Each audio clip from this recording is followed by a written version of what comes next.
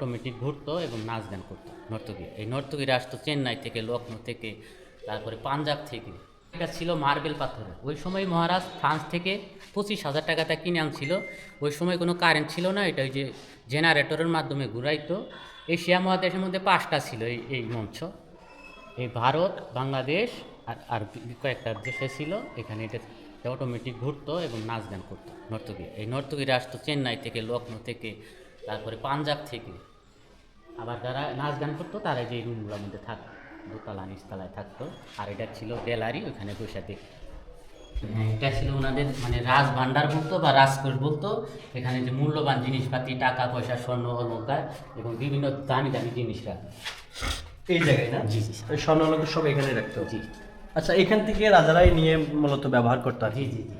আর আর এই পাশে দুটা ছিল যারা নাচ গান করতো, তারা ড্রেস চেঞ্জ করে ওখানে নাচ গান করতো, ড্রেস চেঞ্জ। আচ্ছা, ওরা ড্রেস আপের রুম। জি।